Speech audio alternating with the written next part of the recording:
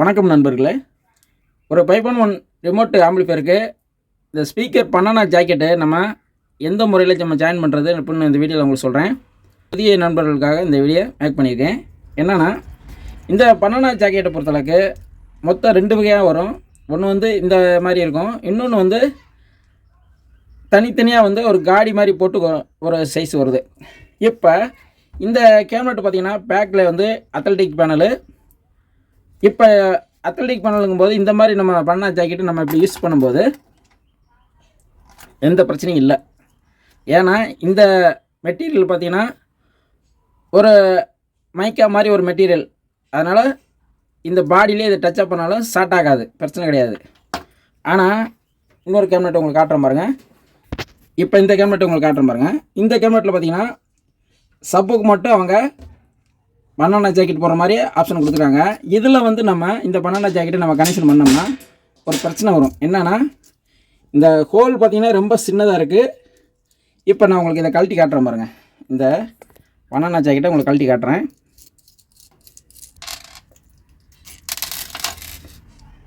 இந்த ராட் இருக்குது பார்த்திங்களா, இது வந்து நம்ம சிக்னல் வந்து ப்ளஸ்ஸு, இது மைனஸு அவுட் எடுப்போம். அப்படிங்கும்போது இது வந்து ப்ளஸ்ஸு, இது மைனஸு. இதை வந்து நம்ம இந்த கேபினெட்டில் நான் காட்டுறேன் பாருங்கள். இப்படி இணைக்கும் போது ஒரு சின்ன ஒரு ஸ்லீவோ அல்லது குளூக்கனை வச்சு குளூ ஊற்றிட்டு இந்த மாதிரி தான் நம்ம இதில் ஜாயின் பண்ணணும். டைரெக்டாக அப்படி இல்லாமல் நம்ம இப்படியே டைரெக்டாக உள்ளே வந்து ஜாயின் பண்ணிவிட்டு உள்ளே கூடி நம்ம இப்படி நட்டு போடுறோம்னு வச்சுக்கோங்க. அப்போ என்ன ஆகும்னா, இந்த ராட் இருக்குது பார்த்தீங்களா, லேசாக வந்து இந்த மெட்டல் பாடியில் லேசாக வந்து கொஞ்சம் கிராஸாகவோ இந்த மாதிரி ஆயிடுச்சுன்னா இந்த பாடியில் இருக்க பெயிண்ட் வந்து லேசாக உறிஞ்சிருச்சுன்னு வச்சுக்கோங்க, இது பாடி ஆயிரும். இப்போ இந்த ஸ்பீக்கர் டெர்மினல் வந்து பாடியில் டச்சப் ஆயிரும். அப்படிங்கும்போது உங்களோட ஆம்பிளிஃபையரில் நீங்கள் ஐசியோ அல்லது டிரான்சிஸ்டர் டைப்பை எது யூஸ் பண்ணியிருந்தாலும் உங்களோட ஆடியோ போர்டு கம்ப்ளைண்ட் வர வாய்ப்பு இருக்குது. அதுக்கு நம்ம என்ன செய்யணும்னா, இந்த ஓட்டையை ஜாயின் பண்ணுறப்பல இருந்தால் கொஞ்சம் ஓட்டையை பெருசு பண்ணிக்கணும். இது பாருங்கள், இந்த ஓட்டையை பாருங்களேன், இது எவ்வளோ பெருசு இருக்குது பாருங்கள். அதே மாதிரி இந்த ஓட்டையை பாருங்கள், சின்னதாக இருக்குது. நம்ம அதுக்கு தகுந்த மாதிரி ட்ரில்லிங் மிஷினை வச்சு ஹோலை வந்து கொஞ்சம் பெருசு பண்ணிடணும். இந்த ஓட்டையை வந்து பெருசு பண்ணிட்டோம்னா நம்ம ஜாயின் பண்ணாலும் இதில் டச்சப் ஆகாமல், இந்த காடி இருக்குது பார்த்தீங்களா, இந்த காடி வந்து கரெக்டாக வந்து இந்த காடிக்கு மேலே இந்த ஓட்டை இருக்கணும். அது மாதிரி இப்போ பெருசாக போட்டுக்கணும். அப்போனா தான் இந்த பனானா ஜாக்கெட்டை ஜாயின் பண்ணுறதுக்கு நம்மளுக்கு பிரச்சனை கிடையாது, சேஃப்டி. இப்போ இந்த கேபினெட்டை பொறுத்தளவுக்கு இது ஆல்ரெடி நான் சொல்லிட்டேன், இது வந்து மைக்காங்கிறனால ஷார்ட் ஆகாது. மெட்டல்னா தான் பிரச்சனை. மைக்காங்கும்போது நம்ம அப்படியே நம்ம உள்ளே வச்சு இந்த மூடியை உள்ளே கூடி நம்ம, நான் உங்களுக்கு காட்டுறேன் பாருங்க. இப்போ நம்ம இந்த பனானா ஜாக்கெட்டை இப்படி ஜாயின் பண்ணிவிட்டு இப்படி உள்ளே கூடி இந்த மூடியை இப்படி போட்டுக்கலாம்.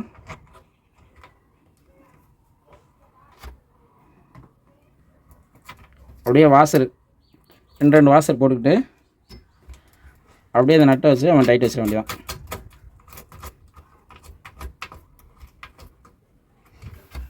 இந்த பனானா ஜாக்கெட்டை நேராக வச்சு நம்ம டைட் வச்சுக்க வேண்டியதான்.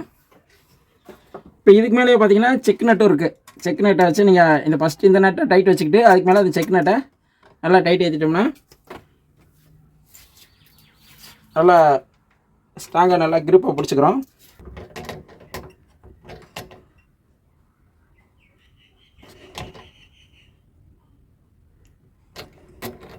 கஸ்டமர் இருந்தால் கட்டிங் பிளேட் யூஸ் பண்ணலாம், இல்லைன்னா அதுக்கு நட் டிரைவர் இருந்தால் யூஸ் பண்ணலாம். நட் டிரைவர் இப்போ கையில் இல்லை, அதுனா கரெக்டாக இருக்கும் உங்களுக்கு. நல்லா டைட் ஆகிடுச்சு, அவ்வளோதான். அதுமாதிரி ஒரு செக் நட்டை போட்டு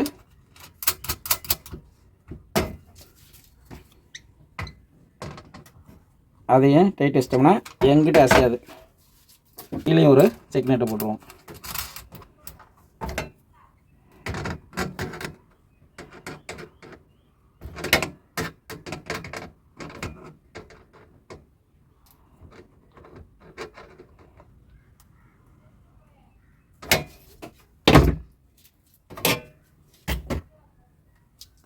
இப்போ டைட் வச்சாச்சு.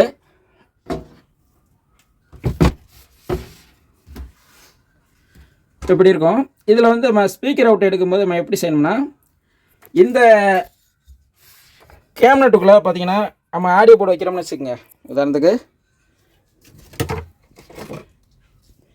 இந்த சப்வூஃபர் ஆடியோ வைக்கிறோம்னா இதுலேருந்து ஸ்பீக்கர் அவுட் எடுப்போம்ல, இந்த இடத்துலேருந்து ஸ்பீக்கர் அவுட் எடுப்போம்ல, இதுலேருந்து எடுத்துகிட்டு வந்து நேராக கரெக்டாக இதில் வந்து பற்ற வச்சிடணும்.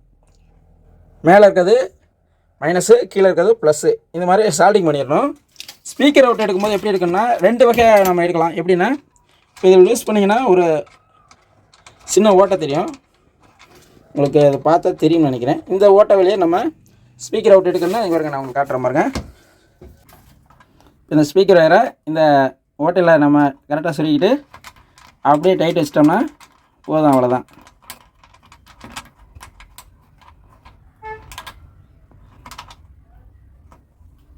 அவ்வளோதான். இது மாதிரி செய்யலாம்.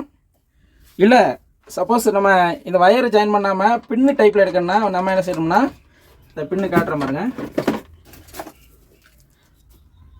இப்போ இதே மாதிரி நான் காட்டுற பாருங்க. இதே மாதிரி டிசி பின்னி கடையில் கிடைக்கும். இதில் நீங்கள் இந்த ஸ்க்ரூ லூஸ் பண்ணிட்டு இதுக்குள்ளே நம்ம ஸ்பீக்கரை டைட் வச்சுட்டு இதை நம்ம அப்படியே இதில் சொருகிக்கலாம். அவ்வளோதான், சொருகிக்கலாம், இதை எடுத்துக்கலாம். இப்படி பின்னு டைப்லேயும் நம்ம ரெடி பண்ணலாம்.